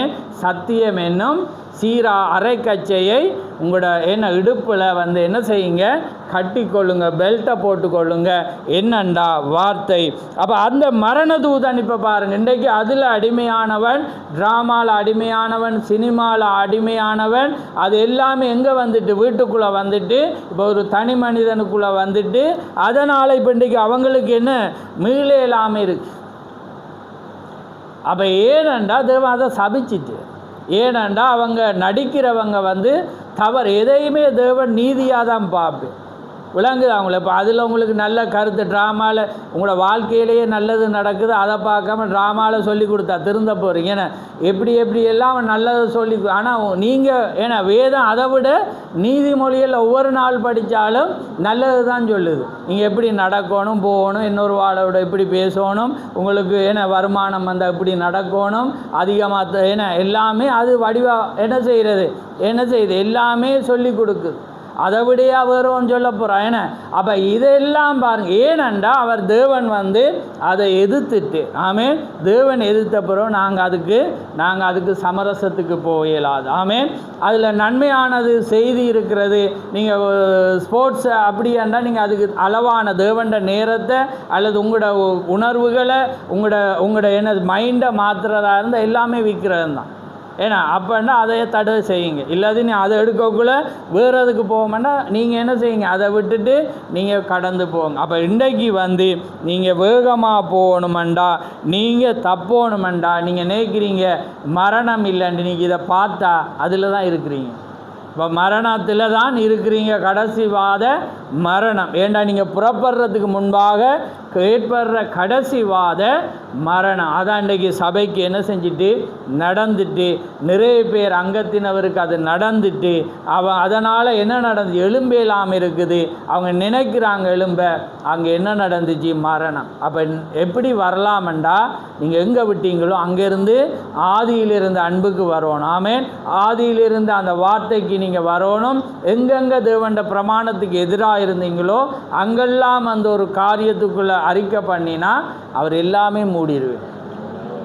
அவர் எல்லாமே மூடிடுவேர். அப்போ அதான் திகர்சுரேர். அதுக்கு தான் நீங்கள் ரோமர் 8 வாசிங்கண்டு நீங்கள் வாசிக்க வேணாம், அவர் சொல்கிறார். அதே நேரம் சங்கீதம் 32 எவருடைய பாவங்களை கர்த்தர் எண்ணாதிருக்கிறாரோ, எவருடைய பாவங்கள் மூடப்பட்டதோ அவர்கள் பாக்கியவான்கள். அப்போ அதுக்கு வரணுமென்ற ஒரே மன்னிப்பு பேர். ஆமே, சிம்பிளான ஒன்று. ஆண்டவரே, நான் தவறு உள்ளவன், குறைவுள்ளவன், என்னை மாற்றுமண்டா அவர் தான் கெட்டிக்காரர். ஆமே, அவர் தான் எங்களை மாற்ற தகுதி உள்ளவராயிருக்கிறார். அதுக்கு என்ன நடக்கணுமெண்டா, நீங்களா ஜெயங்கொள்ளலா, நாங்கள் ஜெயங்கொண்டுட்டு இருக்கிறோம். அந்த ஜெயங்கொள்ளுதல் அவர் விரும்பல, அவர் ஜெயங்கொள்ள தான் அவர் விரும்புகிறார். அவர் தான் எல்லா யுத்தத்தையும் பழைய ஏற்பாடில் பார்த்தீங்கன்னா கர்த்தர் தான் முன்னின்று யுத்தங்களை செய்தார் என்று இருக்குது. ஆமேன். அப்போ தேவன் வர்ற வேளையில் அவர் உங்களுக்கு செய்வார். நேரம் நெருங்கிட்டு நான் டக்குன்னு முடிக்கிறேன். ரைட். அப்போ உங்களுக்கு விளங்கிட்டு இப்போ இன்றைக்கு எது மரணதூதன் அண்டு. இப்போ இன்றைக்கி மரணதூதன் இன்றைக்கி ஃபோனில் இருந்து விடுதலை ஆகினீங்கண்டா நிச்சயமாக மரணதூதன்ட்ட இருந்து தப்பிட்டீங்க. ஆமேன். அந்த வான மண்டலத்தில் உள்ள பொல்லாத சேனையிலிருந்து தப்பிட்டீங்க. நீங்கள் உங்களோட அடையாளத்தை போட்டுக்கொள்ளுங்க. நீங்கள் அடையாளத்தை போட்டு என்ன செய்யுங்க, தப்பித்து கொண்டு உள்ளே வந்துடுங்க. அப்படி இல்லாட்டி இன்றைக்கு உலக ஆவியில் நீங்கள் என்ன செஞ்சிட்டீங்க, சிக்கப்பட்டுட்டீங்க, காரியத்தில் வந்துட்டீங்க. அதனால் அங்கே தேவன் தான் என்ன செய்யணும், உங்களுக்கு உதவி செய்யணும். 77வது பந்தியை நாங்கள் பார்க்க போகிறோம். இப்போ பாருங்கள். சகோதரனே, எப்பொழுதும் தேசங்களின் மத்தியில் வினோதமான உணர்வு என்று ஒன்று இருக்குமானால் அது இன்றிரவு தான் ஏதோ ஒன்று சம்பவிக்க போகிறது. அல்லேலுயா. நான் இந்த இரத்தத்தை காணும்போது உங்களை கடந்து போவேன் என்ற பாடலானது இன்னமே தகப்பன்மார்களே இன்றிரவு வாசலை நோக்கி பார்த்து சோதித்து பார்ப்பது நலமாயிருக்கும். குளிர்சாதன பெட்டியிலிருந்து அந்த பியர் பாட்டிலை தூக்கி எறியுங்கள். சீட்டுக்கட்டுக்களை வாசலுக்கு புறம்பே எரிந்து விடுங்கள். உங்கள் வீட்டில் ஒரு ஜெப கூட்டத்தை ஏற்படுத்துங்கள். நீங்கள் டீக்கனாகவோ தர்மகர்த்தாவோ இதுவாகவோ அதுவாகவோ அல்லது மற்ற எதுவாக இருக்கலாம். ஆனால் கவனியுங்கள், நமக்கு இன்று தேவையாயிருப்பது என்னவெனில் ஒரு பண்டைய பாணியிலான தேவனால் அனுப்பப்பட்ட பரிசுத்த ஆவியினால் பிறப்பிக்கப்பட்ட எழுப்புதலும் தேசத்தை சீர்படுத்தலும் தான். அதுதான் உண்மையாயிருக்கிறது. இப்போ எங்கள் வீட்டு ஜெப கூட்டங்கள் எல்லாம் எங்கே ஜெப கூட்டத்தை வச்சா இன்றைக்கி அயல் வீட்டால் யோசிக்க போகிறான். முதலன்னா அவங்க எல்லாமே வருவாங்க. அப்போ இன்றைக்கி ஜெப கூட்டம் எல்லாமே என்ன போயிட்டு இல்லாமல் போய் பண்டைய ஆன அந்த காரியம் எல்லாமே என்ன செஞ்சிட்டு எங்கள் மத்தியில் அது இல்லாமல் போயிட்டு. ஏனென்றா அந்த காரியமானது இன்று எங்களுக்கு தேவையாயிருக்கிறது. அதுதான் தீக்க சொல்கிறேன், அந்த பண்டைய பாணியிலான அந்த காரியம். இவர்கள் மதபேதம். இப்போ வாசிங்க அப்போஸ்தலர் 24:14.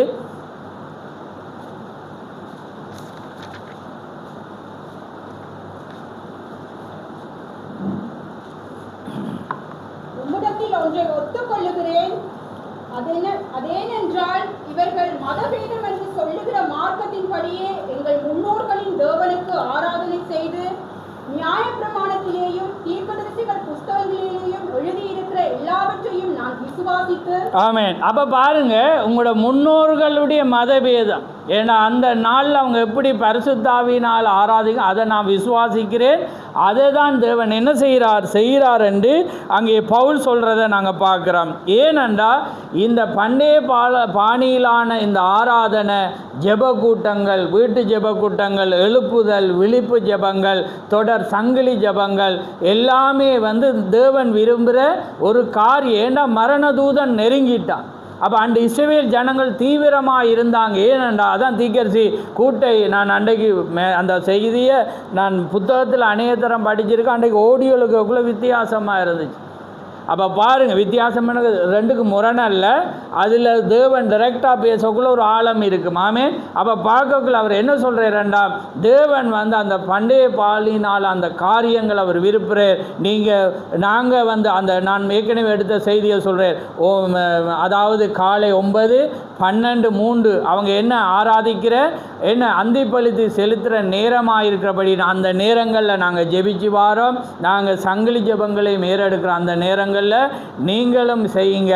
இந்த உருமல்கள் எல்லாமே என்னுடைய கைப்பட ஜெபித்து நான் உலகமெங்கும் அனுப்புகிறதா இருக்கிறது. இது இன்னொரு ஆள் செக்ரட்டரியை வச்சோ அடுத்த ஆளை வச்சோ அல்ல, இது நேரடியாகவே தேவனிடத்திலிருந்து வந்த ஒன்றாக இருக்கிறது. அப்போ அதுக்கு அவர் அற்புத காரியங்களை சொல்கிறேன். ஒரு தாய் என்ன செய்கிற, ஒரு புள்ள ஆக்சிடென்ட் ஆகி இருக்கிற வேளையில் அந்த ஓடி போய் அந்த உருமலை வைக்கக்குள்ள அவன் அந்த ஸ்பாட்டிலே எழும்பினான். அப்படி 2-3 காரியங்களை சொல்லக்குள்ள ஒரு ஆழமாக இருந்துச்சு. ஆமேன். சந்தோஷமாக இருந்து. ஏனென்றால் தேவன் இன்னுமே தேவனாயிருக்கிறார். ஆமேன். அவர் எப்பயுமே அவர் தேவனாயிருக்கிறார்.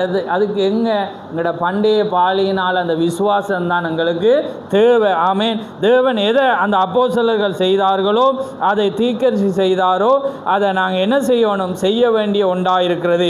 பண்டைய காலத்தில் பரிசுத்த ஸ்தலத்தில் தகப்பனே எப்பொழுதும் வீட்டின் ஆசாரியனாயிருந்தான். தகப்பன் எப்பொழுதும் ஆசாரியனாக இருந்து அவன் தன் வீட்டை காப்பாற்ற வேண்டியவனாக இருக்கிறான். இன்றைக்கு தகப்பன்மார்கள்லாம் நினைங்க வேண்டிய இன்றைக்கு என்ன ஒரு காரியம் மாற்றம் என்றால், இந்த நவீன உலகத்தில் பிள்ளைகளே தகப்பனை கவனித்து கொள்கிறார்களாம். அப்போ என்ன அர்த்தத்தில் அவர் சொல்கிறேன்னா, பிள்ளைகள் இப்போ கைட் பண்ணுறாங்க தகப்பனை.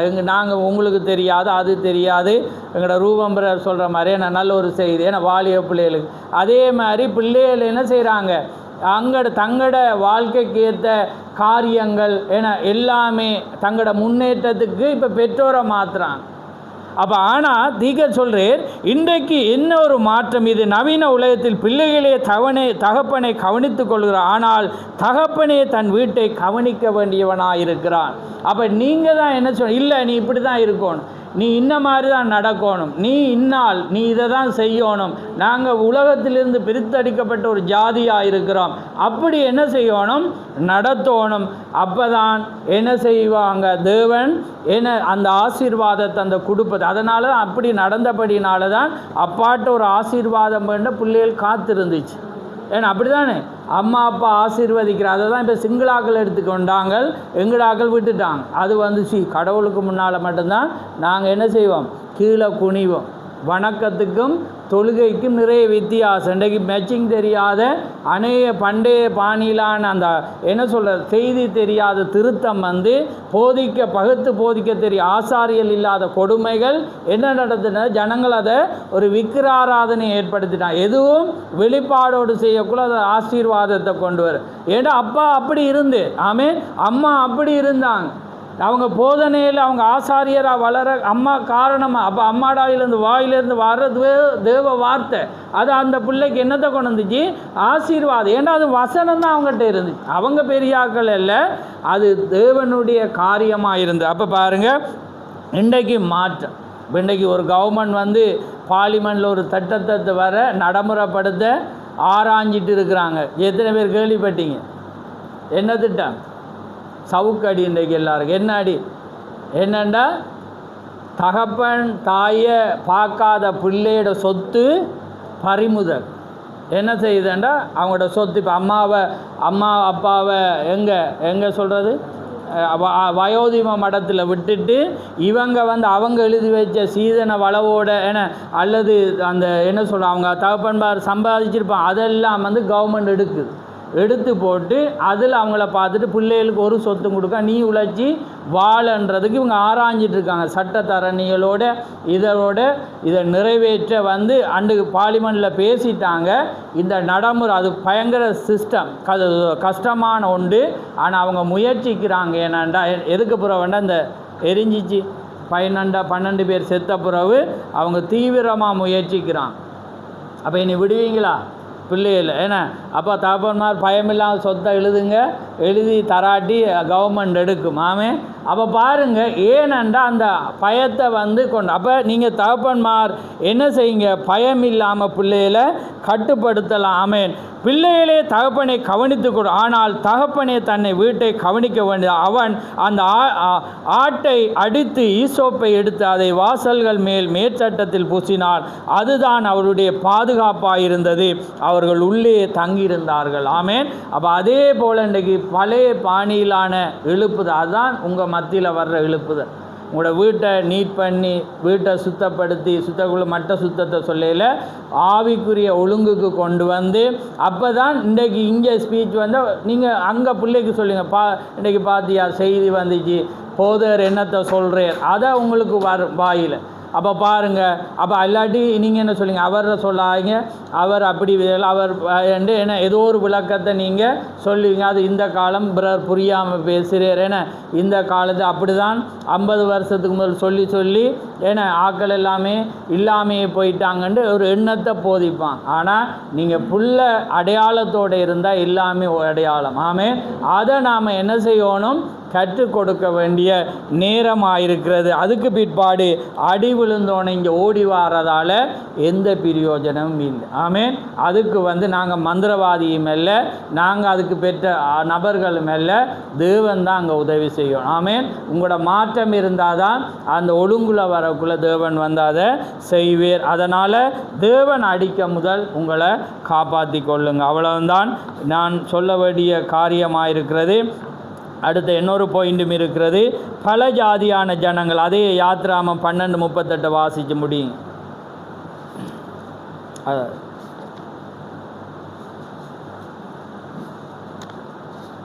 யாத்ராமம் 12:38. அவர்களோடே கூட பல ஜாதியான ஜனங்கள் அநேகர் போனதுமன்றி மிகுதியான ஆடுகள் முதலான மிருக ஜீவன்களும் போயிற்று. ஆமென். அப்போ பாருங்கள், இன்று சபையோடுள்ள காரியம் அதுதான். நாம் எண்ணிக்கையில் பெரிதாக இருக்கிறோம், ஆனால் சௌரனே நாம் சாவுக்கு ஏதுவான பட்டினியாக இருக்கிறோம். என்னையா சாவுக்கு ஏதுவான அல்லேலூயா. அண்டை வீட்டார் ஏதாயிலும் சொல்லிவிடுவார்களோ என்று அச்சப்படுகிறீர்கள். நமக்கு என்ன தேவையாயிருக்கிறது என்றால் ஒரு நல்ல பண்டைய பாணியிலான பரிசுத்தாவின் அசைவே ஆகும். அல்லேலூயா. 2 கரங்களை மேலே உயர்த்தி கர்த்தாவே என்னை போசியும் என்று கூறுங்கள். அதான் மூப்பர்கள் எப்படி ஜெபிக்கணுமா, 2 கரங்கள் எந்த இடம் ரோட்டாக இருந்தாலும் இங்கே இருந்தாலும் தேவண்ட நம்ம ஆராதிக்கக்குள்ள என்ன செய்யணும், 2 கரங்களை உயர்த்தி ஆராதிக்கணும். பாருங்கள், அல்லேலூயா. 2 கரங்களை மேலே உயர்த்தி கர்த்தாவே என்னை போசியும் என்று கூறுங்கள். வார்க்கச்சையும் ஆயுதமும் தரிப்பிக்கப்பட்டுள்ளது, அணி வைத்து சென்று கொண்டிருங்கள். அந்த சம்பவங்கள் நடத்தப்பட்டுள்ளது. 38ஆம் வசனத்தில் அவளோடு கூட பல ஜாதியான ஜனங்கள், சௌர்ணே பல ஜாதியான ஜனங்கள் அந்த நிகழ்வு நடத்தப்பட்டன. பெரிய எழுப்புதல் நடந்து கொண்டிருந்தது. ஜனங்கள் ரட்சிக்கப்பட்டு உள்ளே வந்து கொண்டிருந்தார்கள். ஒரு கூட்டமோ தொடர்ந்து சென்று அதே போல பாவனை செய்து கொண்டிருந்தார்கள். அவர்கள் தொடர்ந்து சென்று தாங்கள் விசுவாசிகளாய் இருக்கிறோம் என்பதாக நடித்து கொண்டிருந்தார்கள். நிச்சயமாகவே அவர்கள் பாதரட்சையும் மற்றும் எல்லாவற்றையும் அணிந்து கொண்டு ஆயத்தமானார்கள். ஆனால் ராப்போஜனம் எடுத்து அதே பல ஜாதியான ஜனங்கள் தொடர்ந்து அணிவகுத்து சென்று அதே பல ஜாதியான ஜனங்கள் முறுமுறுத்தவர்களாயும் இருந்தார்கள். கொமினியனும் எடுத்தாங்க, பாதரட்சியை போட்டு தீவிரமாக ஆராதித்தாங்க.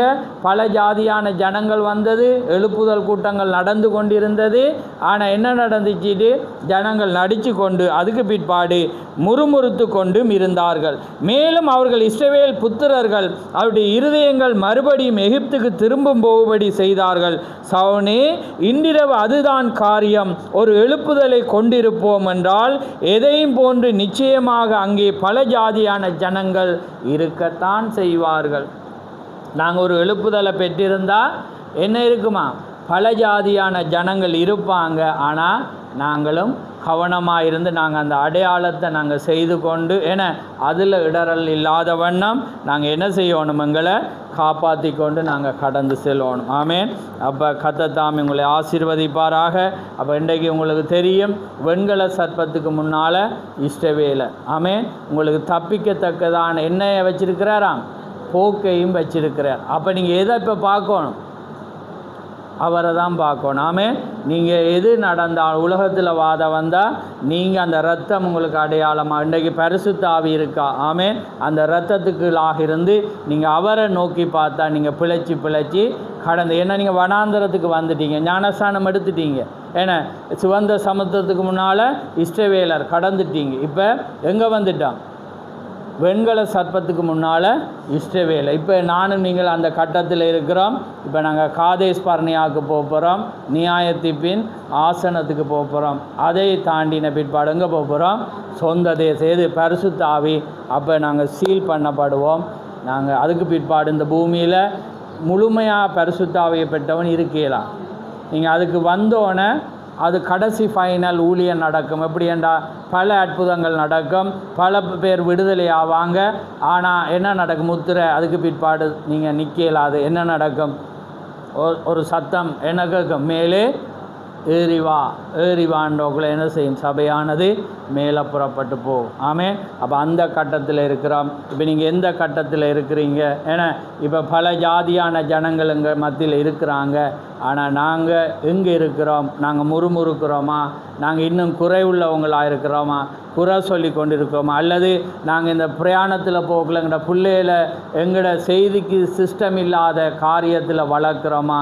அல்லது நாங்கள் அதை மறந்துட்டோமா? மோசையை போல் இன்றைக்கி சபை என்ன செய்யணும்? சிப்போராலை போல் இன்றைக்கி உங்களுக்கு காப்பாற்றி கொண்டிருக்கிறது. ஆமே. இப்போ நாங்கள் என்ன செஞ்சிருக்கோம்? ரத்த சம்பந்தமான அவர் என்ன செய்கிறார்? தண்டை பிள்ளையோட ரத்தத்தை வெட்டி என்ன செய்தார்? என்ன வெட்டினோன்னு என்ன வரும்?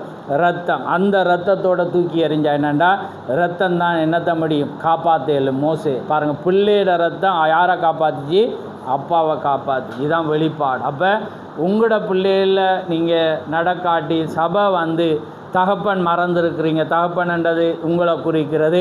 ஆனால் சபை என்ன செய்யுமெண்டா இன்றைக்கி அதை காண்பிக்கக்குள்ள நீங்கள் அதனால் காப்பாற்ற வேண்டிய ஒரு நேரத்தில் நாங்கள் ஜீவித்து கொண்டிருக்கிறோம். ஆமேன். அதனால் பரிசுத்த ஆவி உங்களுக்கு செய்தியை கொடுத்து கொண்டிருப்போம். இதில் நானும் நீங்களும் என்ன செய்யணுங்களை கவனித்து கொண்டு நம்ம கடந்து போகணும். அதனால் கர்த்தர் தாமே உங்களை ஆசீர்வதிப்பாராக. நாங்கள் யாவரும் எழுந்திருந்து நாங்கள் ஜெபித்து எங்களை தாழ்த்துவோம்.